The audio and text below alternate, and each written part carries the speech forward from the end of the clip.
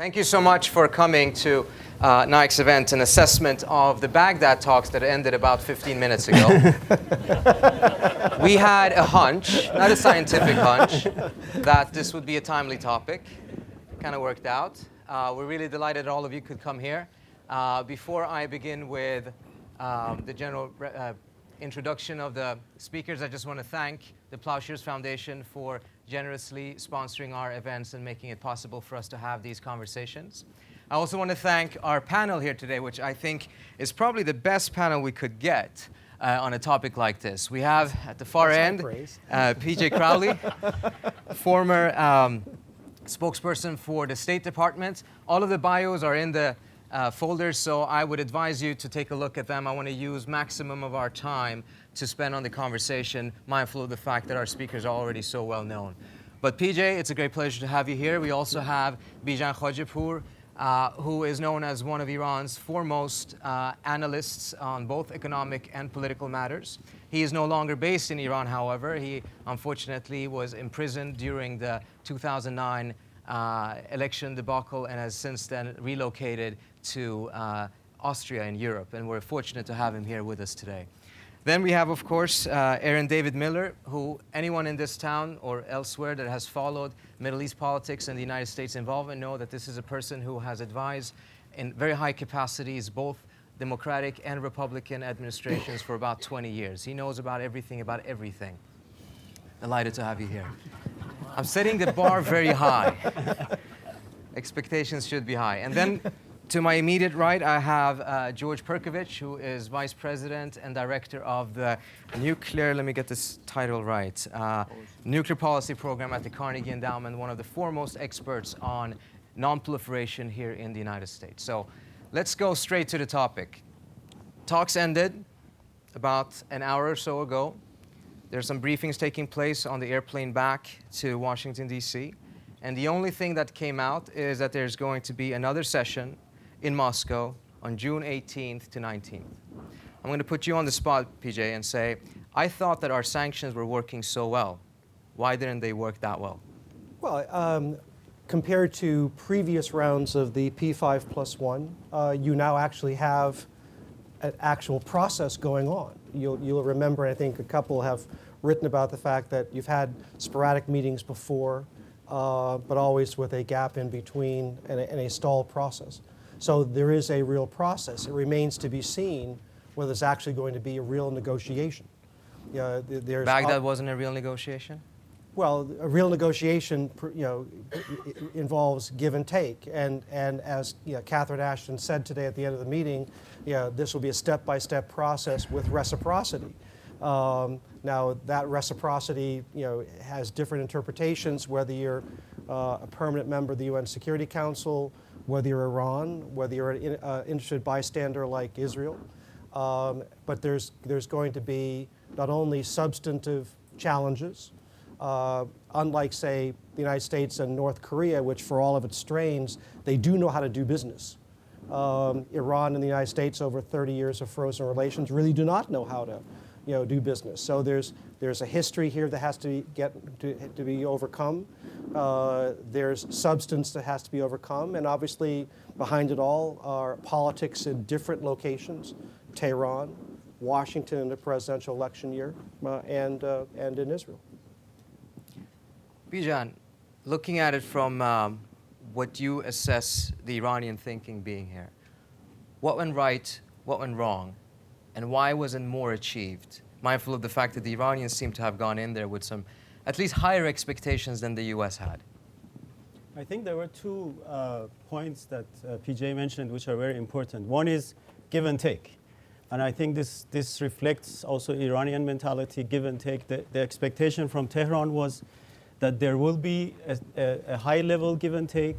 And if we sort of look at what Iran has offered, or also what Iran is prepared to give at this stage, meaning a suspension of the 20% enrichment, then the big question was what the other side was offering good enough a deal for the Iranian, I call it the merchant mentality. And I think it wasn't. The Iranian expectation was a faster dismantling of the sanctions, starting with the oil sanctions and maybe central bank sanctions. And we know that that couldn't have happened that quickly. So I think there was a mismatch between expectations from Tehran and what was feasible here in Washington and also in the EU. And I think we will have to live with this mismatch, and I hope that all sides will understand that it is a process. That's the second most important element, that it is a process, and in this process can take maybe a few months, even a couple of years, until both sides are satisfied with what they get out of the process and this give and take. But I'm sure that the Iranians expect more, and in a way, depending on how we capture the issue, they are also right to expect more, because, and the third element, there is this distrust. And there is this notion of, okay, if I give up something now, for example, the 20% enrichment, am I really going to get what was promised to me in the process? So another thing that will be important in the process are trusted parties, whether they come from within the P5+1 or from outside as host countries, trusted mediators who can guarantee and vouch for the delivery of the different promises in the process. I want to get back to what you're talking about, what the give and takes would be, and I think particularly when it comes to the technical level, it's valuable to go into greater detail. But both of you talked about something that I think is very important. There is actually a process now. And it's interesting because it's a process that is taking place with several meetings without any concrete results. And both sides are still sticking to diplomacy. We've not seen that in the past. And it's incidentally happening in the middle of an election season in the United States, which is somewhat unexpected. Why, Aaron? Why is it that now suddenly, compared to all of the attempts in the past, we actually have a real process in place? And these two sides are sufficiently committed to diplomacy to come back to the table, even though immediate results are not being brought about. You know, successful negotiations, let alone agreements, are very rare. I mean, I've been in and around failed negotiations for most of my adult and professional life. They require a confluence of circumstances, and again, you have to distinguish between process that is credible and a process that is not. We've seen examples in the Arab-Israeli issue of a non-credible process, directionless, leaderless, without a sufficient balance of interests, which is, in the end, by the way, is the key to any negotiation. It's like a good marriage, good business proposition, good friendship. Both parties to the negotiation must believe at the outset or at a point soon thereafter that if in fact they stay at the table, their core needs and requirements will be met. Now, I would argue, and my own analysis here is annoyingly negative on this, in part because success in negotiations anywhere is very hard. And you have an abnormal situation here, highly dysfunctional, idiosyncratic, abnormal relationship between Iran, the West, the P5+1, and the United States. I think the movie is playing out the way it does because this is right now, in my view, this is a management exercise. It's a management exercise driven by two sets of needs. Need number one is Iran's need and Iran's sense of vulnerability, driven by sanctions, to some degree by political isolation, but by sanctions, and the West's uncertainty and concern about war. These two realities bookend what I would argue right now is a management exercise. You cannot reach any conclusions about the success of this process at the moment. The question will be, it seems to me, can you create a balance of interests? Small deal, medium-sized deal, grand bargain that will sufficiently create enough of an incentive and one additional point, enough of a sense of ownership to keep this process not just alive, but to keep it productive. I mean, it was Larry Summers who said in one of the greatest pieces of philosophy in the Western world, in the history of the world, he said, nobody ever washed a rental car. And it's a profound philosophical point that applies to negotiations because people care only about what they own. If in fact P5+1 and the Iranians can come to own this enterprise, to truly own it as their own, then in fact you'll be in business. If not, this will be Istanbul to Baghdad to Moscow to somewhere else. What is a clear indication that that ownership has been achieved? What would be you looking for to be able to make that determination? I think in the end, Bijan said it, PJ intimated it, it has to be the notion that no one in this negotiation is going to get 100%. That in fact, the perfect can't become the enemy of the good, and that on some key issue, on some phase of this process, someone is going to be prepared to be risk ready, to make a move that would then be compensated and responded to by the other side. That's how you create attraction in a negotiation. I think one last point, and I don't want to drone on. These negotiations are very public, even though we're private. They're private. I mean, we're sitting here a half hour after they've concluded, and we know nothing about what's actually transpired. What was the offer that was made? This would speak volumes, it seems to me, about Barbara, you may know, and then to be sure enlighten me and the rest of us. No, I think it's really important. It would be better, and we found over the years, at least again, on the Arab-Israeli issue, that quieter, more discreet, empowered negotiations to create understandings can then be converted into real substance and agreement. Now, whether or not a back channel, track two, but empowered, not unempowered, can actually be married to this process, it seemed to me would be extremely important, because you can't sustain these negotiations once a month and expect them to actually work. They're going to have to morph into something quite different, and hopefully something that we truly won't know anything about. It's always a joy to run into someone in DC that is more skeptical than I am.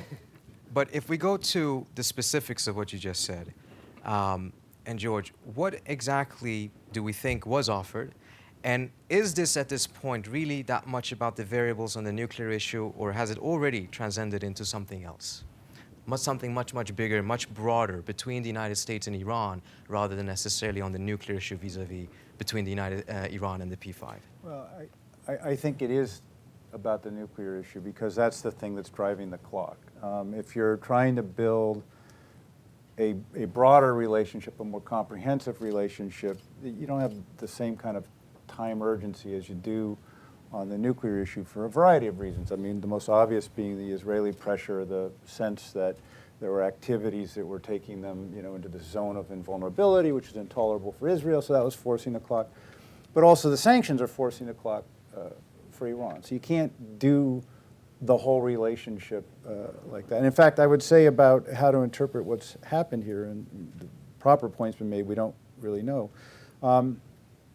If it had been done yesterday, if there had been a deal yesterday, absolutely in Iran people would have said, we gave up too much. And same thing would have been said here. Wait, if you did it in a day, you gave away the store. But there's a trap there. So you keep going, and so on both sides, we really pressed to the wall, and that was. But the trap is that that's an unending process, that you always keep saying, well, we don't want to look like we gave in too easily. Now, in a way, fortunately, you do have the mechanism of the sanctions going into effect at the end of June. And so possibly that becomes a point of no return, because if you don't offer relief to Iran from the implementation of those sanctions, you have to say, what's in it for them? Why make a deal if the thing that I want, I'm not going to get whether I make the deal or not? The hell with it, I don't need to make the deal. And the time is running out for that, because the EU oil embargo is going to set in July 1st.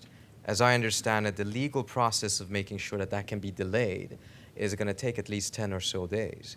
So it seems like, if one is a bit conspiratorial, Baghdad may have been a failure by design, a calculated failure, in the sense that both sides went in with very hard bargaining positions, knowing very well that there would be one more shot at talking before the deadline of the sanctions would set in. I don't know if it was that precise, but I think the logic of not wanting to look like you gave away too much is very strong. And then there is this time mechanism, as I said. And so you said about 10 days. Well, June 18th minus June 30 is about 12 days, and they start on the 18th. I mean, so you get Seems a to sense. fit pretty well. So you get a sense of potential timing, yeah. You mentioned, Aaron, that to keep this process alive, there needs to be ownership, there needs to be the political will. What about the political space? The political space here in Washington, the political space in Tehran. I think we have a situation in which the supreme leader in Iran, Khamenei, has indicated far greater ownership and proximity to these talks than he has in the past, which has been interpreted as a positive sign, meaning that he cannot hide away from it.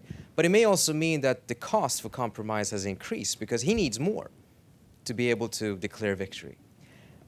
What are the elements over here that makes it so difficult to offer some sanctions relief? Because at the end of the day, it's not as if we have only a few sanctions to take a look at. There's plenty of sanctions on Iran. Why is it so difficult to just lift one or two? Well, there's the executive branch issue. We're in an election year, and I think Aaron's analysis is excellent in that you are trying to manage something in the short term, and understand it's an election year this year in the United States. It's an election year in 2013 in Iran. So you manage this in the short term, but the real question is I think, and one it surfaced evidently in Baghdad, which is Iran's evident attempt to broaden the discussion, beyond just the nuclear issue. So you do have the nuclear issue, but the nuclear issue is connected to this larger challenge, which is Iran's relationship with the outside world, and Iran's relationship most significantly with the United States. So at some point in trying to deal with the nuclear issue, you have to open up the window for this larger challenge. And that's going to take political commitment in Washington and in Tehran, knowing that you have hardliners on both sides of that equation who will do everything possible to scuttle this arrangement. As you charted out effectively in your book, that was something that we were hoping to try and test in 2009 in the aftermath of the presidential election, and never got there, for a variety of reasons, including the paralysis in Tehran, following the unrest, following what, was flawed, if not illegitimate, election. So, the real question is, while trying to manage this, and I think all of us expect a short-term wreck, come June or July. The real question, does this open the window once you get through a political phase in Washington and in Tehran for something in 2013 where, under one set of circumstances, you have a president who's willing to take some chances having been reelected, and you have a situation in Tehran. We've got a president who may actually have a stronger connection to the Ayatollah than Ahmadinejad did, and actually somebody that you could actually potentially do business with. We'll see. But if we could afford to potentially fail, I mean, it's too early to call it a failure because there was obviously another meeting scheduled. But if one could afford to not have any other result at this meeting except scheduling another one, is it really possible to afford that in Moscow as well? Because once the oil sanctions are kicked in, the difficulty of lifting them is far greater than the difficulty of delaying them. One thing we know from looking at the Iranian decision-making and action since 2005 is when there's a big disappointment or the next turn of the ratchet, they increase the activity that we're most concerned about. So here they've paused and have, in various ways that are relatively unprecedented for the last 7 years, suggested they want to negotiate. If in response to that, what they get is the implementation of new sanctions, if and when they were offering genuinely meaningful moves, then I think the reaction to that you would see an increase in capability that would be further to alarm, to demonstrate, don't screw with us, we'll keep ratcheting it up, and then you're playing chicken, and so then the ultimate move is, okay, does somebody conduct military strikes? At which point they have things they can do to ratchet up after that too that aren't necessarily violent. So there's a point at which you have to look at the history, and Bijan and I were talking about this. you know, we've kind of gotten them to this position, but they've gained a lot of capability in the process. And so if you want to keep playing that game, you may be looking at more capability that you then have to try to roll back. Yeah, because we're trying to roll back 20%, which they didn't even have 2 years ago. Wasn't there 2 years ago. Yeah. Right. I just want to offer observation on the politics. I mean, lest we lose perspective here. I mean, let's be clear. The P5+1 negotiations are not the fulcrum of Western civilization, either from the standpoint of the 3 most important actors in this drama: the President of the United States, the Supreme Leader, and the Prime Minister of Israel. Those 3 decision makers will essentially hold the balance of action over the course of the next 6 to 12 months. And I would argue that failure, however grim and catastrophic it may appear, is not the most important objective right now of either the President of the, the most important concern right now of either the President of the United States or the Supreme Leader. It is each in their own way regime preservation and survival. For the President of the United States, there is one major priority between now and November, and that is, it's clear to everyone. It's clear to everyone in this room. It's clear to every sentient American. The White Sox win the World Right, exactly. And the president, I think, has already fairly confident that between now and November, the true catastrophe that he does fear, which is a confrontation with Iran, a preemptive Israeli military strike, is not going to happen. So the whole notion that we have to rush to make a deal, and if we don't, then the world is going to come to an end, I don't think is a logical conclusion, and I don't think it's the operative conclusion of either the President of the United States, which makes him risk averse.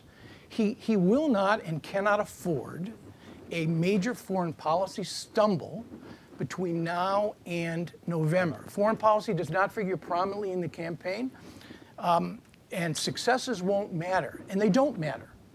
They really don't matter. Failures, however, galactic stumbles in an election campaign on the part of a Republican almost nominee that is desperately looking to find vulnerability and hasn't yet, is a serious problem and could be in a close race. And then finally, there's the Israeli factor. Keeping the Israelis calm and keeping them away from adding to the president's political problem between now and November is going to be extremely important. The Israelis cannot start to make noise in Washington about their unhappiness with the way these talks and negotiations are going. And I suspect that there will be some of that. So the U.S. is kind of squeezed, on the one hand, in order to keep this process alive, to make sure that there's no catastrophe before November. Some flexibility is needed in the negotiations. But if flexibility in the negotiations are shown, then you're going to have a lot of reservations and protests from the Israelis. You can have flexibility as long as it's not what the president would describe as a fool's flexibility. Barack Obama cannot be played to be a fool. He cannot be made to appear to be naive, innocent, or incompetent in the face of concessions that he would offer, which are not adequately compensated for by the other side. That's the key to all this. Flexibility, absolutely, but symmetrical flexibility, which is why the negotiations will work, in fact, if they do. But in that case, Bijan, if that is the political calculation in Washington, what is the political calculation in Tehran? Before I answer that, I want to mention something else, because I think it's one way to look at dates and legal procedures and so on. It's another way to look at the real issues on the ground for Iran. I mean, you talk about the 1st of July as the starting point of the European oil sanctions. 85% of those sanctions have already been implemented. 85% of the potential clients who should have started on the 1st of July have already cut back their oil purchases from Iran. There are other actual practical impediments to trade and oil sales and international investments out of an Iranian perspective because of U.S. arm twisting across the world. I mean, forget the sanctions, just the arm twisting and putting pressure on banks and port authorities and insurance companies not to work with Iran. Now, one thing that I think the US side can do is to hold back on some of that arm twisting, or even to give green light to some of the institutions who have been compelled to sort of penalize Iran or to put pressure on Iran. The dilemma there, and I understand the Washington perspective there, the dilemma there is the feeling that if we ease too much of the pressure at this point, it will change the dynamics within the 5+1, because then maybe China and Russia will say, oh, okay, it's now not as serious anymore, hence they will start doing things that they weren't doing before. And also on the other side, the feeling that maybe the Iranians won't take the process as seriously. Now, the calculation from an Iranian perspective is important. I think I have to correct some of the perceptions here. I know that here the feeling is this is this sort of direct response to the latest rounds of sanctions, sort of the latest pressures on Iran. I think that the latest sanctions have been a parameter, but not the only parameter. For me, the most important parameter that has compelled the Iranian side is the trajectory of Iran's oil production. And it's important to understand that. Iran is losing oil production capacity. And it's losing that because of all the events of the past 7 years, not just because of the most recent sanctions. And the trajectory is clear. And those of us who know the oil sector, they know that even if there is an improvement today, by the time we can rehabilitate the oil sector and start producing more oil and capitalizing on the opportunity in the oil and gas sector in Iran, it will take 2 to 3 years, maybe 4 or 5 years. So what is compelling Iran to rethink its relationship with the West, and that's how I would describe it. It's not a focus just on the nuclear issue. It's a redefinition of its relationship with the West as a source of technology and a source of capital and a source of international positioning, is the situation in the oil sector. And that is important to understand. And hence, it's not going to be a quick process for Iran. Iran understands that, but it knows that it has to change the direction of what's happening. And for that, I believe Iran is really serious. It's not a, as some people say, this is not a playing for time tactic, because a playing for time is not going to resolve the Iranian oil production crisis, not oil sale crisis, oil production crisis. But I was putting Aaron and Bijan's issues together. I mean, what you're trying to get to is a point where substantively and politically both sides are prepared to tackle not just the nuclear issue, but these larger issues. And there have been plenty of occasions in the past, in the context of the United States and Iran, where one side has been prepared, the other side has not, and vice versa. You know, the grand bargain that was put on the table with the Iranian letter that the Bush administration never responded to is a perfect case in point. So I'm, you know, to Bijan's point that you know, can a president in an election year provide sufficient sweetener, you know, to make this you know, deal, small deal, immediate deal, possible before June 30? I'm skeptical of that because, you know, anything that he does in that table gives his prospective opponent something, you know, of an issue that he doesn't want during what will be a challenging campaign to begin with. But I don't think this will drop dead on July 1st.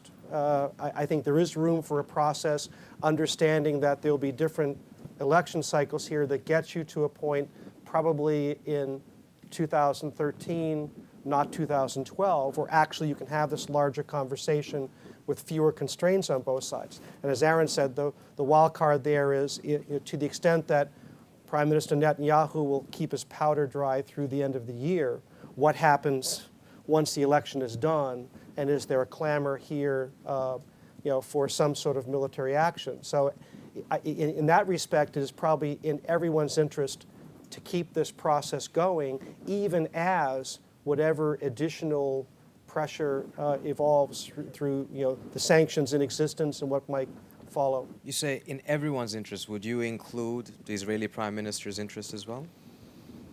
No. Almost everyone. Almost everyone. It's an important exception. But then again, he himself has put off an election, in 2013. So he will want to make sure that Israel's interests are protected in the process. He's very skeptical of a deal in the short term. I mean, there will come a point where it's clear that while the interest of the United States and Israel broadly overlap, ultimately there might be a different red line between what the United States can accept, from some distance in terms of Iran, whatever the shape of an eventual Iranian nuclear program is, that may be acceptable to the United States and unacceptable to Israel. There's also a thing that goes on because so much of the discussion pivots around what Prime Minister Netanyahu and perhaps Defense Minister Barak think and will do. It's understandable, and that's good for them to have been so influential in this. But then there's kind of a segue into the possible assumption that they may be right, and therefore we should act on it or it really matters. But the bigger dilemma is, what if they're wrong, both in the diagnosis of the situation, the nature of the threat, and so on, but also the effects of a military strike. So they could be very wrong. I think they would be wrong. And then if you're over here and you kind of do the analysis and you go, actually that would be the wrong move, because it'd be counterproductive. You actually would get a bunch of worse results and you wouldn't solve the problem. Then do you defer to that, or what? So they, in a sense, they've got the power. They're driving the agenda. But if they're wrong, what do you do in response to that? I mean, it's fine if they're right, because ultimately this is a game of chicken, and so if people don't make the deal, the Iranians don't make the deal, and they go ahead and do it, and they're right, we all live happily ever after. Iran doesn't have a nuclear weapon capability, and so, okay, fine. But if they're wrong, and they still could force the action, then what do you do? But on that point then, Aaron, mindful of the fact that the Netanyahu government, with the exception of two statements from Ehud Barak, has said that the objective is still zero enrichment. The Iranians have made clear that that's unacceptable to them. And the Obama administration seemed to have signaled that it actually could be acceptable at the end of a process, given the right type of inspections. Do you see a solution in which both the Iranian, the American, and the Israeli red line could be met? I mean, it raises the broader problem, which I struggle with, and I'd really like to hear George and Bijan on this, of what the end game really is here. I mean, you have 5 permanent members of the Security Council. They have nuclear weapons. 4 additional states have them. The Indians have them, the Pakistanis have them, the North Koreans have them, and the Israelis have them. Now, I mean, I know very little about Iran, almost nothing. It just seems to me that nations and states who are driven by a profound sense of insecurity on one hand, and a profound sense of entitlement, if not grandiosity, on the other. Iran seems to be the marriage of the two. If the Shah had not been displaced in 1979, odds are Iran would have been a nuclear power. With U.S. support. Already. So we're talking not about the malocracy's need for nuclear weapons as a hedge against regime change and a prospective cover, as a prestige weapon to mask or validate their regional ambitions. It's an Iranian need which grows from their own self-image in a hostile world.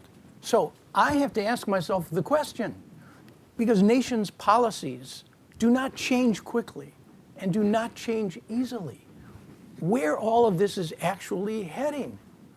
I mean, there's only one country that can stop Iran from acquiring a deliverable nuclear weapon, and that's the Iranians themselves, if they make the judgment that the costs of acquisition are prohibitive. I just do not see why. It just strikes me as common sense that Iran will continue incrementally, inch by inch if necessary, in various components and ways to at least approach the point where within 6 to 8 months it can break out secretly or not so secretly to produce a weapon. I cannot get this notion out of my mind. And if that is in fact the case, then what are the options? The Israelis have played the cards, seems to me, extremely well. Without firing a shot, they have essentially catalyzed the toughest sanctions applied against any nation. They've created a situation where the President of the United States, in a major policy address, essentially has validated the fact that containing Iran is no longer American policy. It's now prevention, nuclear capacity or weapon notwithstanding. We moved from containment to prevention. We were well beyond Bush 43 on this issue. And I think to myself, where are we going to be in 2013? So that's my question. It's a strategic question. It's an unanswerable question, but it's a question I ask to all of you. Is Iran determined to acquire a nuclear capacity which will give it the option of weaponizing? Because that issue, I think, is really critical to where everything goes. Can I answer? Yeah. Bijan and then George. I think, first of all, there is a diversity of views within the Iranian power structure. It's not a monolithic decision-making structure, and you will find the full range within the Iranian stakeholders, from those who wish to have the nuclear deterrent to those who say we shouldn't even have any nuclear program because of all the costs, whether it's economic, strategic, or security-wise. But I think what's important is, because if you focus on one policy area, for example, nuclear or energy sector or foreign policy, we fail to see the interrelationship of different policy areas. So I think it's a much better way to analyze the future outlook by understanding how Iran operates. I mean, if there is a modus operandi of the Islamic Republic of Iran, I would say it is rational but reactive. Rational but reactive. So the reactive part depends on how you act, how the rest of the world acts. So and you can read it now in the book that George and Carnegie Endowment have published, by Hossein Mousavian's book.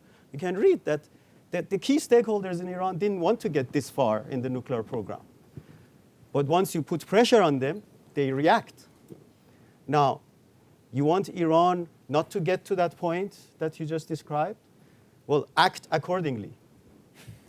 Engage Iran. Lift the sanctions. Don't compel Iran to go to a stage that you don't want it to be. Because don't forget, again, it comes out very well in Hossein Mousavian's book. 2005, Iran was begging the Europeans to have 164 centrifuges, a research and development facility to be able to say to their own public that we have an enrichment program. The European reaction, you can't even have one centrifuge. Today, Iran operates more than 10,000. And we are saying, okay, just stop there. Just see the hypocrisy of the whole process. Iran is reacting. You want to correct Iran's behavior? You have to act differently. What you have done in the past, not just 7 years, 33 years, has compelled Iran to do things that were not in the Iranian strategy to start with. George. Well, I think I agree with Bijan, but I think on Aaron's question, my understanding of the kind of consensus view of U.S. intelligence and of others is Iran has not decided to make nuclear weapons. That fits with my own experience and assessment and time, and there's a logic for it which we can talk about, where actually that's actually a sweet spot for them to have a capability but not actual weapons, and there are domestic reasons for that, international reasons for that. Okay. So it seems to me then the focus of diplomacy and strategy, and your question of where this ends, David, is there will be capability there, in part because they already have it in their brains now. They know how to do enrichment. So even if you destroyed all the machines and all the factories, there are people who know how to do this. You can't erase that. But it's to define in concrete terms what it means not to acquire nuclear weapons. They say they don't want nuclear weapons. They say there's a religious injunction. They're members of the NPT and so on. So they say, okay, well, let's specify what that means in more detail than is normally done. There are these experiments that the International Atomic Energy Agency has identified that are of concern. Iran will have to explain all that, but you can also then say, well, we'll never do these things again. These are agreements with the Security Council. We won't do those kinds of experiments in great specificity. They have to satisfy the International Atomic Energy Agency. There will have to be intrusive inspections. There's a list of things that I think are the subject of the negotiation. But at the end of the day, we have to understand that where that gets you is perhaps Iran 2 years from being able to make nuclear weapons. So if the argument that people, in this country and in other countries are making is they have to have no capability, first of all, it's an impossibility logically. But it's also politically infeasible. But you can say, okay, around 2 years warning is what we want to define as a circumstance. Then I think it's very doable. And there's another reason for pursuing that. Iran will need leverage. As much as we must trust Iran, the Iranian leadership, especially Khamenei, must trust the U.S. much more. So they say, we're going to renege on every deal. And they can point to cases where we have done that. So we're going to renege. So they have to keep leverage, or they say these guys will screw us in the end. We should want them to have leverage, because if we're asking for something that if they accepted it would give them no leverage, we know they'd cheat. And we'd be off to a crisis. This is what we've done with North Korea, that we've asked North Korea to give up everything. They say, sure, we'll do it. And then that's all their leverage, so of course they're going to cheat. So with the Iranians, we ought to be smarter. So 2 years is leverage for Iran, too. You have a certain capability, but it's under inspection. So if we renege, if we don't live up, if you post it, you start doing things. And that's your leverage. And we go, we better deal with them. So the sweet spot has to be leverage for both sides, a big enough margin of time, enough transparency that Israel and others go, okay, we'll see it coming, and we can start preparing. Anything more than that, you're not going to get. Let me then add another gloomy variable to this then. Let's say exactly that is achieved. I mean, the White House right now says that the activities that are existing in Natanz, mindful of the current level of inspections, are such that the Iranians would not be able to cheat without getting caught within 30 to 60 days, which would then give at least another 6 months to be able to take action. But let's say we actually reach a situation that is acceptable, as you suggested. There are additional protocol, other forms of inspections that shoots it back perhaps 2 years, perhaps even more. And additional incentives for the Iranians not to cheat, because they would lose so much more, something that they may not currently feel. And the US accepts this, because at a minimum, it makes sure that there's no nuclear weapon in Iran without giving the US a 2-year warning. Would Israel accept it, Aaron? It's what would interesting. Israel do in that I've been thinking lately about the difference between wars of discretion and wars of discretion and choice and wars of necessity. We've been involved. We're now coming off the 2 longest wars in American history. One was a clear war of discretion in Iraq. The other one was a war of necessity that was badly managed, Afghanistan. And in some respects, it became a war of discretion, given our objectives and goals, which were from day one unachievable. So from the standpoint of the entire international community, including the United States of America, right now, what's the date, May 24th, 2012? A unilateral attack, preemptive attack on Iran is a war of discretion. It is a war of choice. It is a preemptive war. You can't even argue it's preventative, because the objectives, the standards by which to measure the success are impossible. And the consequences of such a preemptive unilateral strike are potentially catastrophic and completely unpredictable. The Israelis, many Israelis, I believe that this is a war of necessity, but nobody else believes it. And while the Israelis, as a 200 plus deliverable nuclear weapons, perhaps a regional superpower, notwithstanding, think with the mentality of the small power. Tiny country living on knife's edge with dark history, forces them to incorporate preemption in their doctrine. And every time they've preempted, with the exception of one in 1973, they might argue that they've succeeded. 67, 81, 2007. But I think even the Israelis understand. I really do. And that's why I've been saying from the beginning, there'll be no Israeli attack this year. It's not a sustainable policy. Iran does not have enough fissile material to produce a weapon. It hasn't weaponized. It hasn't tested a weapon. It doesn't have a weapon. How do you, and leaders require explanations, not just to their own public, which is deeply divided on this issue, I might add, but to the world at large. And we've seen what happened in our own policies with respect to Iraq when we didn't have a proper and compelling explanation. The Israelis do not have one and will not be able to have one anytime soon. So I would rate the probability of an Israeli strike to be very, very low. Lower now, since the government has expanded paradoxically, and lower now in an election year. But Aaron, at the same time, we can't just analyze the Israeli options as a binary choice between bombing or not bombing.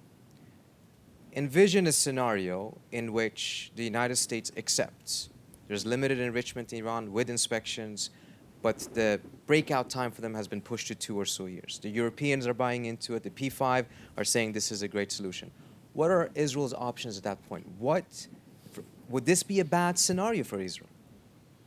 I mean, it's a thought experiment. I mean, I think it's impossible. It's 15 minutes after Baghdad. Everything is a thought experiment. It's impossible to answer it. And I mean, I couldn't and wouldn't answer it. I mean, you know, I don't, I mean, as much as I think I may understand the Israelis, I really, in some respects, don't. I can't appreciate their fears and insecurities or their, and I've been quite critical very often of some of their tactics, the absence of a strategy. I can't answer that question. There are too many variables. I mean, Bijan talked about Iran as a reactive power. Small powers, Israel may be preemptive in some of its policies, but it too is reactive. It too will adjust and readjust its thinking in response to the environment in which it finds itself. And that environment right now is a highly problematic and uncertain one. If it were to change, you could arguably see a readjustment in Israel's thinking. PJ. I mean, as a strategic calculation, very difficult. As a political calculation, sure. Potentially, you know, in compensation for even more contribution to Israel's security, anything's possible. I also think that it's vitally important if prevention is now the policy of the United States, then a prospective strike either by Israel or by the United States, in my judgment, makes an Iranian nuclear weapon inevitable. So it actually contributes to the worst of all situations, because if the Ayatollah has said it is haram to have a nuclear weapon, as a religious leader for him, he needs a reason to change that, you know, that calculation, and a strike gives him the opportunity, you know, to make that kind of shift. You know, so I do think that calculation, and you see that intriguingly in Israel in terms of some of the former intelligence chiefs and military chiefs making very bold statements in the face of the churning of the prime minister and defense minister, saying, "Wait a second." You know, so I think there is a slowing down of this train in Israel, and I also think that there has to be, from the United States' perspective, another alternative, you know, to if you know if we have a diplomatic track and a pressure track, the third track is a military track. I think that's why the United States will hold on to this diplomatic track with increased pressure for as long as it can, and I think that can go on for some time. You mentioned the fatwas. Bijan, I mean, is this something to be taken seriously? There's a lot of fatwas on a lot of different issues. What value does this fatwa have? No, it has a very high value. I mean, don't forget, Ayatollah Khamenei is a political authority, is a religious authority within the Iranian context. And he's also the supreme commander of the army. I mean, don't forget that basically it carries a lot of weight. But I want to also remind everyone that during the Iran-Iraq war, this very same fatwa, the very same thinking, which says any weapon of mass destruction, because it kills innocent people, is un-Islamic, prevented chemical attacks or a response by Iran to Iraqi chemical attacks on Iran. So it has already been tested. This type of thinking that the weapons of mass destruction is un-Islamic has already been tested. So it would be extremely difficult for Ayatollah Khamenei, even in a military confrontation, to go back on this fatwa. It would make him or lose credibility within the religious context, within the political context. But we have to obviously watch the dynamics of domestic composition of power in Iran. And what can happen is that because of actions outside Iran, the internal composition changes. Right now, we have a move towards a more moderate composition of power. In my view, external actions and statements and policies and processes should support that. If we do something, if the international community does something that empowers the more hardline forces in Iran, the calculations will change. The arguments will change inside Iran. So we have to see that there is a continuous interdependency between different factors. I want to also mention something, because when we talk about Israel and its strategic analysis of the region, I think we should also remind ourselves that there are some processes in our region that are actually irritating all the key players in this story. Israel, Iran, Europe, the United States. We don't know what's happening in Egypt. We don't know what's happening in Iraq. We don't know what's happening in Syria. We don't know what's going to happen in this region. And this element of uncertainty has an impact on all the different strategic calculations. So let's understand that there are also some common interests here to de-escalate also for the sake of region and regional cohesion, rather than just for the sake of one country's nuclear program versus another country's sense of insecurity. And it's really a regional picture that we have to deal with. Bijan, you mentioned that Iran is reactive, and as a result of pressure, it has expanded its program. And if the West wants Iran to walk in the other direction, it should act accordingly. Let's assume that thesis is accepted. What concretely would that translate into? What are the types of actions that could both politically be feasible, but also have the effect that you're saying that they should have? I think we hear a lot about confidence-building measures, and obviously there is a trust on confidence deficit which needs to be filled. I think there are concrete measures that are feasible and will send a good message out to Iran. And I think they would have to all deal with some degree of offering things to Iran that Iran has been deprived of over these past decades, especially over the past few years. And this can be technology in fields where Iran really is in need of new technology, for example, in the environmental field. I have one very concrete example that I've also shared with some European governments. For example, there is this technology of carbon capture and storage, which is you can actually use this technology in capturing the carbon that's released in oil and gas production, restoring it inside the same reservoirs, and hence increasing oil production, gas production, etc. So it has an environmental value. It has a technological value. It will address one of the issues that I just discussed in Iran, oil production, gas production. And I think it would be a very responsible way to interact with Iran, to say, here is a technology that we have in the West that Iran has been deprived of because of all the sanctions, especially the dual-use sanctions and oil sanctions and investments and so on. Offer that very concretely to Iran, to say in this specific, the same way President Clinton lifted sanctions on a couple of economic sectors in late 90s, to say here in this specific sector that Iran needs, we will forego all the sanctions and we will offer the latest technology to Iran. It can be environmental technology relating to some of the very critical issues in Iran. We have the Lake Urumiyeh issue right now. Lake Urumiyeh in Iran is drying up because of environmental mismanagement. This is something that one can address, and I'm sure with international help and technology, there would be solutions. So what I'm promoting at this stage is finding areas where Western countries can fill this sort of confidence deficit by offering technology to Iran, by offering cooperation to Iran. It can be in the areas of health, it can be in the areas of higher education.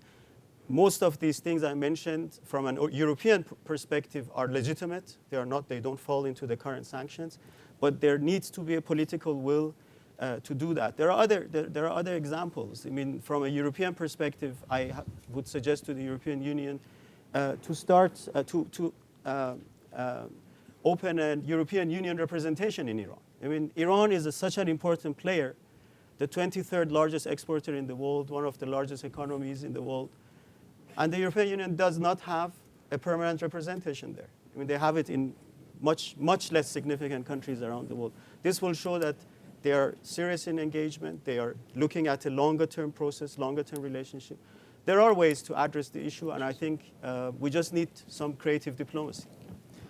Last question before I'm going to open it up to the floor. PJ, you mentioned earlier on that in 2009, the Obama administration did have an intention of permitting the agenda to expand and start addressing other issues once some of the first concrete steps towards resolving the nuclear issue had been taken. We hear also today then that we shouldn't have any high expectations that we're going to reach some sort of a plateau in the nuclear issue in which the nuclear, we go beyond just the nuclear. I mean, right now the focus is entirely on the nuclear issue. Nothing else is on the agenda. Does that mean that we're going to see perhaps another year of negotiations without actually addressing other issues, which I'm not just referring to regional issues such as Syria or Persian Gulf, but also other issues such as the human rights situation in Iran? Many of those opposed to the regime are concerned that the negotiation process is going to end up in a situation in which the United States will develop a stake in the survival of the current regime. And seeing that there has been a relative silence on the human rights issue feeds that fear. Well, if I were still at the State Department, I'd be saying that whoever leads Iran in the future is up to the Iranians. No, and in fact, from June 2009, I think the regime has done itself some damage. It's been wrong-footed in the events of the last 15 months, advocating for regime change in all of its neighboring countries, Syria accepted, but not at home. And I do think that has added to the insecurity of the regime in terms of its relationship with its own citizens. I think this fissure is only going to grow. I'm sure that the Ayatollah's comment was only in half in jest. Well, suppose we don't even have a presidential election in 2013. I think if he thought he could get away with it, he probably would try that. So it will be fascinating to watch what happens in 2013, who's allowed to run, what kind of political campaigns they're allowed to run. They experimented with social media in 2009. They had live television debates, and that led to a very enough of a question about the outcome that they had to overreact in terms of stuffing the ballot box. So there are real politics in Iran, and that's going to have an effect in terms of whether they are equipped, just as the politics here in the United States is sufficiently complex, whether there can be this kind of meaningful and larger conversation over time. Ultimately, I think, as everyone has intimated, that is the ultimate solution. The nuclear issue is a manifestation of something larger, and you solve all of the issues around the nuclear issue by beginning to attack the issues surrounding Iran's insecurity. That can only come with a larger, longer conversation. Aaron has a great idea. There is a track 2 that is underway. It's unclear how much it is empowered, but I think that's the advantage of the process that is going on, is you do get a comfort level, as long as, whether it's Mr. Jalili and what his political future is, others, as long as the person who's at the table enjoys the confidence of the Ayatollah, then you have the prospect of getting a comfort level over time that allow you to do small deals, then medium deals, then begin to attack the larger issues. I don't, whether that means for the United States, will it ever be invested in this regime? No. But I think there's a recognition that if this regime is in political peril, it is because of its relationship with its own people. It's not going to be something that, as we've said in other instances across the region, the United States' ability to change regime is limited unless it were decided to do an intervention. Hopefully, we've worked ourselves out of that instinct. Can I say a couple of sentences? I think part of the problem inside Iran, part of the human rights situation, the approach of the regime towards society, dissent, etc., is related to the sense of insecurity and to what we call the securitization of politics. And when you analyze this, you realize that it started with the axis of evil speech of George W. Bush in 2002, and it sort of intensified after the attack on Iraq, and ever since the notion of there is an imminent attack on Iran. Hence, under the umbrella of a securitized political structure, you can clamp down on domestic dissent. You can say no for national security reasons. We need to have this current structure. If this equation changes, if Iran's internal analysis of its national security changes, some of the domestic phenomena could change as well, and some of the red lines will be moved by the Iranian elite and society, rather than the need for foreign forces, whether it's the US or EU, to engage Iran on that. So it's really a notion of freeing up space so that domestic forces can push for a different debate and different interaction in Iran. I think it's important to give more credit to the internal forces, but also to the fact that there are certain red lines because of the current insecure situation. I appreciate this notion that Iran's behavior is shaped in response to the world around it. But you also infantilize and take the initiative and unique character of any regime out of play by assuming that everything that the regime does is dependent on what other people do. Regimes have certain characters. They have certain ways of operating. And I don't think it breaks the bounds of credulity to assume that the nature of this regime is not one that tends to a great deal of openness or respect for dissent or tolerance.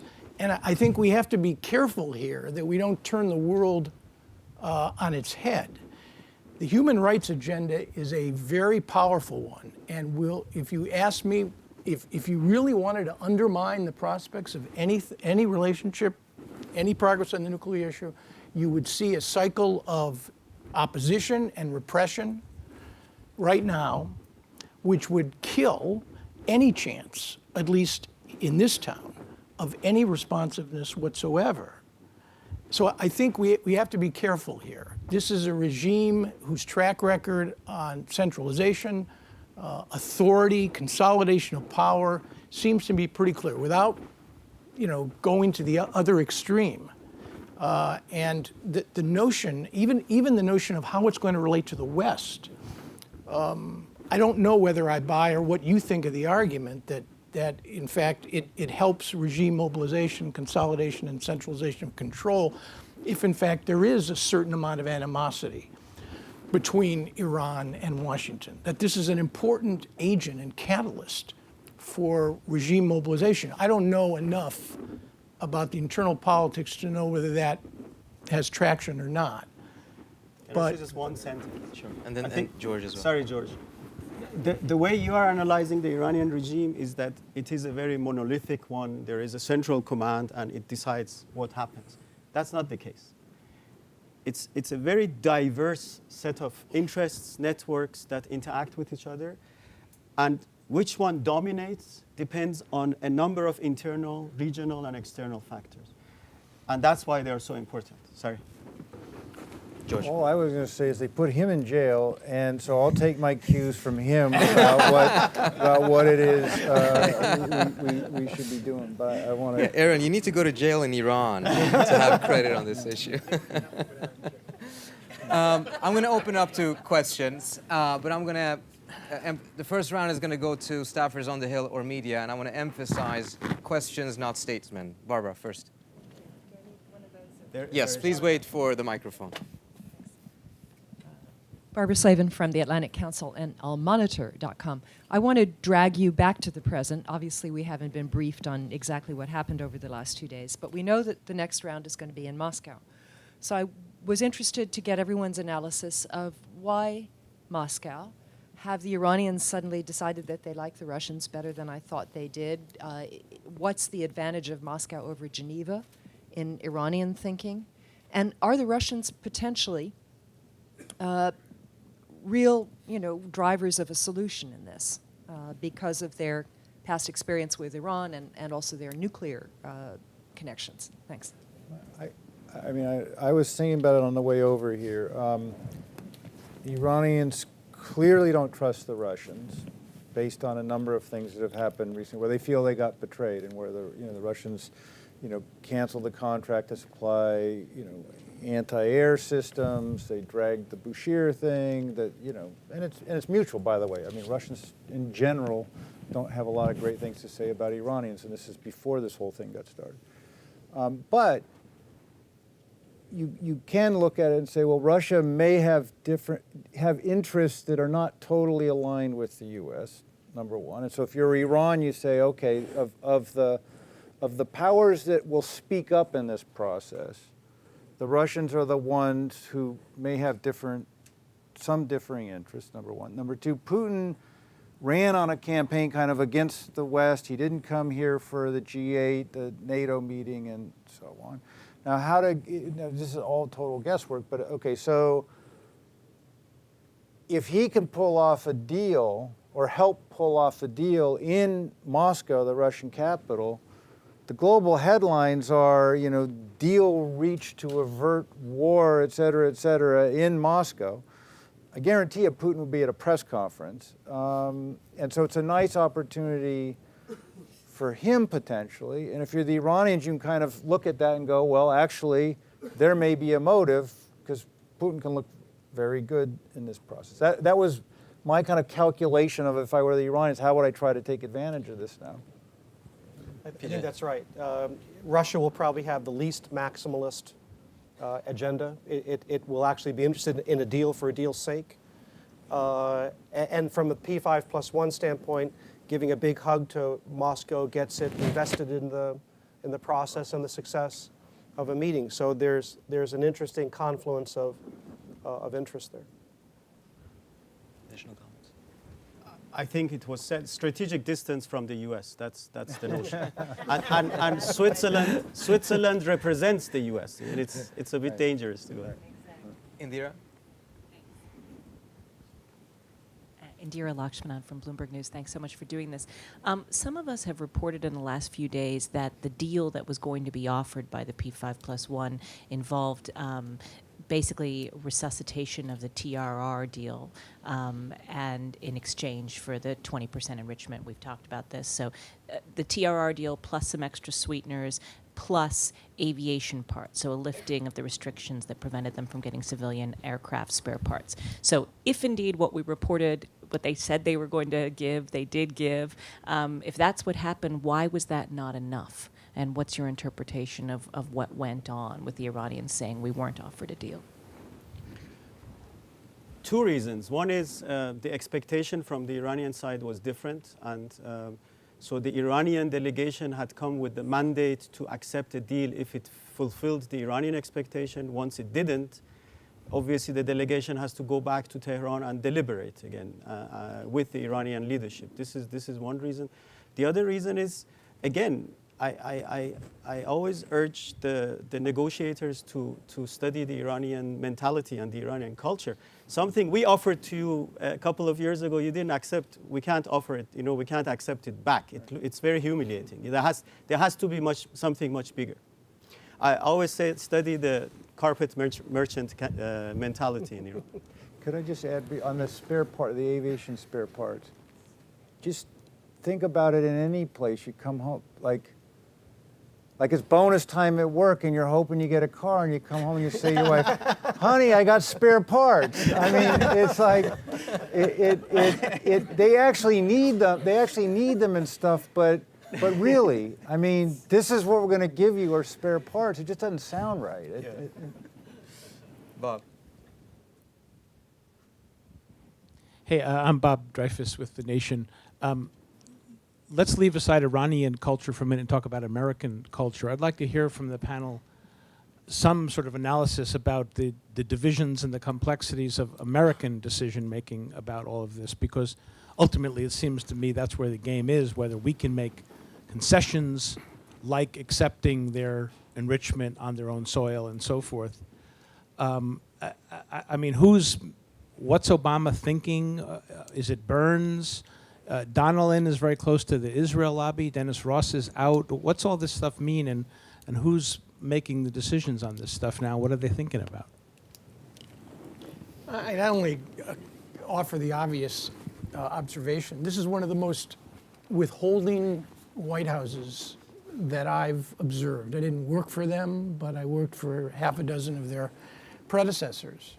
And this White House doesn't delegate, which is why you have an extraordinarily talented Secretary of State who, as a consequence of this withholding nature, doesn't own any of the high-level core issues that define success or failure, or in making consequential great or not great Secretaries of State. The decision-making process, I think, is clear. You're asking another question. What is Obama thinking? That's another matter. But on the issue of process, I think it's consultative for sure. This is a deliberate, very well-structured administration. It takes time to reach and make decisions, but ultimately, on the core issues, those decisions will be made in the White House. And I don't think in that respect, this doesn't involve the deployment of American forces. It's not a war decision. It's a national security decision, to be sure, but it will be made and controlled and micromanaged by the White House. I don't think you're going to see the kind of policy battles. Frankly, I don't think between now and November you're going to see a whole lot of battling on this issue to begin with. But I think in terms of control and decision making, it's the president. Does that sound right, based on your experience? It is a very disciplined White House. It's a very intensive process, much more intensive than anything I've seen at the White House in the past. Very deliberative, which is consistent with the mentality and philosophy, governing philosophy of the president. I think what will be interesting is in a second term, and our experience from the Clinton days is perhaps a little instructive. Having achieved re-election prospectively, then is it about getting things done, legacy and diplomatic creativity, and empowering. I don't agree with your assessment of Hillary Clinton. I think she owns very significant chunks of policy around the world, but I accept on this particular issue, because it was so closely identified with the president in the campaign, it was a matter of disagreement with then Senator Clinton in the debates. The decisions on something as consequential as Iran and its political ripple effects across a wide range, that will be made by the White House and that will be made by the president. But just as with President Clinton, where the opportunity presented itself, with the emergence of Khatami in Iran, and there was some creative diplomacy conducted. It for a variety of reasons, it didn't result to as much as we might have hoped. the question will be, will the White House in a second term become, more, a little more creative than it is now, a little bit less process oriented, and as someone said in the panel before, take some real risks in the hopes of some returns that could present an enormous legacy for the president. I think the harder, just briefly, very briefly, the harder question actually, to my mind, is let yourself imagine some success, some traction with the Iranians. What can the U.S. deliver, and how much of the deliverable requires cooperation from the U.S. Congress, and how do you get that? That, to me, is a much bigger and more difficult question than, what's the president willing to say yes to? Because the Iranians have real doubt about capacity to deliver in a process, and there's some reason for that. I would also just add, the other dilemma is on the Iranian side. Is there an interlocutor that has power or is empowered that the United States can actually do business with? We can all do our own handicapping of the Iranian presidential election in 2013. That obviously has always been a stumbling block in terms of the ability to engage a government run by Ahmadinejad. It was something that was feasible with a government run by Khatami, although he had his own internal political issues. The real question is, can you have emergence of the face of an Iranian regime in 2013, to quote Margaret Thatcher, that you can actually do business with? That will be a key ingredient as well. Chick. Thank you very much for this opportunity and for the fine panel. I'm Chick Dombach. I'm Chief of Staff for Congressman John Garamendi, so you do get a Hill staff perspective on this. And a question, as all of you know, last week the House of Representatives adopted 2 amendments that directly relate to this, and both of them amount to a very strong muscular statement of a threat to Iran that if they don't do as we want them to, that military action would follow. I guess my question to you is, are resolutions like this in the Congress helpful to the process? Are they harmful to the process, or are they irrelevant to the process? I feel strongly about it. They're certainly not helpful. And I would ask you, when the Iranian Majlis makes their similar resolutions, how do you respond here? I want to go further. They're actually harmful. Thank you. Don't quote him as harmful. I would say it depends. There is the lawyer.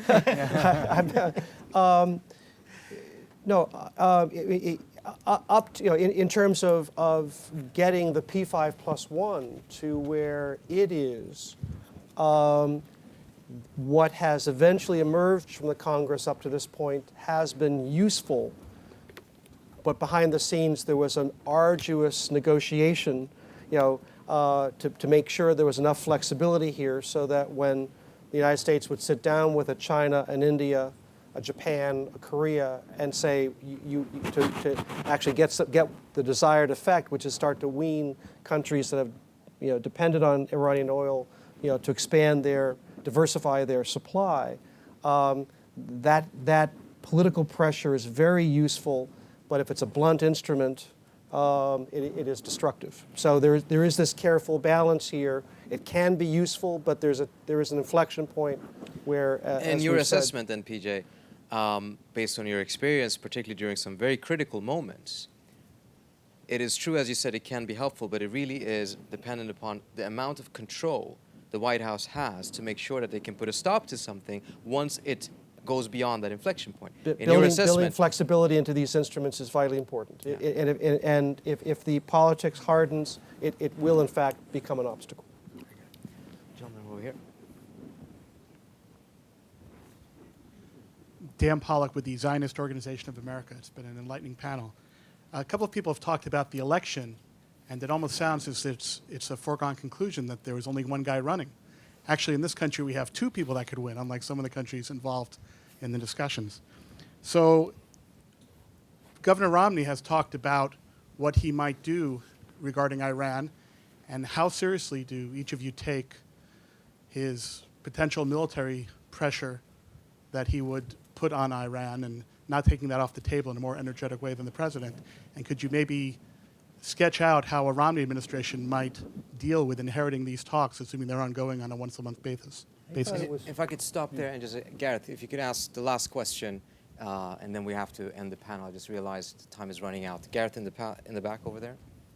Take 2 questions at the same time.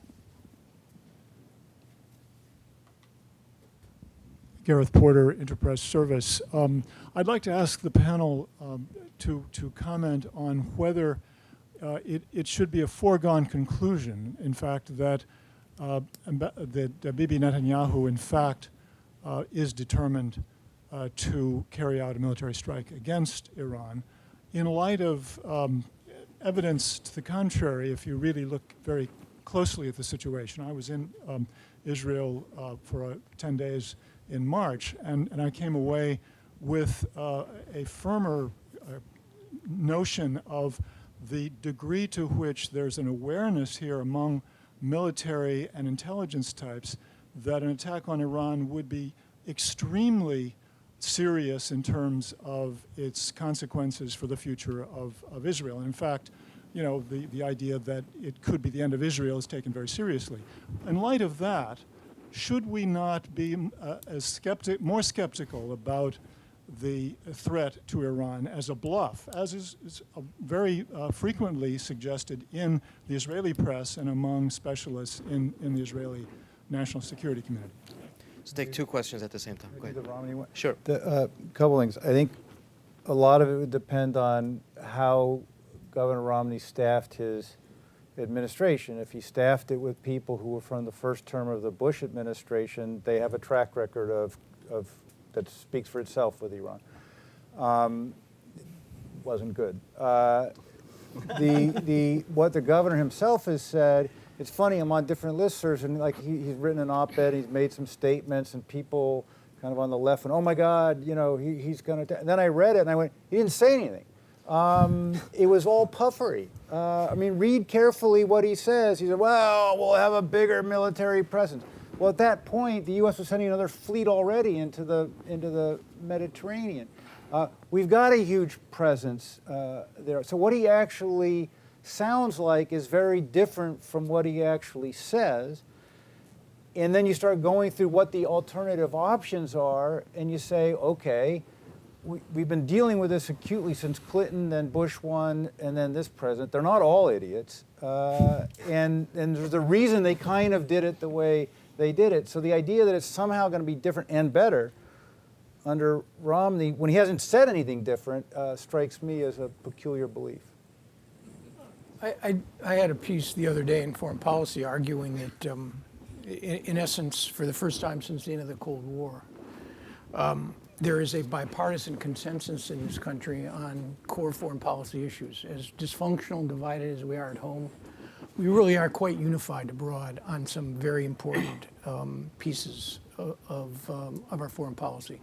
And avoiding discretionary wars, wars of choice, which have economic and political consequences, has become part of bipartisan theology. I do not believe that Mitt Romney's, and I'm sorry, I certainly didn't want to leave the impression there's only one person running for president and that person is going to absolutely win, although I think that will be the case. But that's another discussion. I think Romney's policies will be very consistent on Iran with the ones the current administration has adopted. In fact, I argued in the piece that Obama could make Mitt Romney his Secretary of State in a second administration because he'd be quite comfortable on a lot of issues in carrying out the current president's policies. That's not going to happen, but okay. I'm not sure that the Obama administration in a second term would see Russia as the most significant geopolitical threat that we face. I mean, I don't think that I mean, the president has been clear. Military action is on the table. As we've said, he'll do what's necessary to prevent Iran from getting a nuclear weapon. I don't think you can make that threat any more credible, than he has. Bijan, last word? Last word is that Iran is watching the elections. And I think if Governor Romney wins the elections, it will definitely lead to a different strategic analysis in Iran, because the past experience has shown that first-time presidents will need a longer learning process with Iran, and then it will definitely change the dynamics. I think to answer the second question, Netanyahu would prefer that the United States take military action if that becomes necessary. On that note, thank you all so much. Please give a round of applause for our fantastic panelists. Thank you for coming. And sign up for our mailing list to find out about future events. And again, thank you to the Plowshares Foundation Fund for supporting our panels. Thank you so much.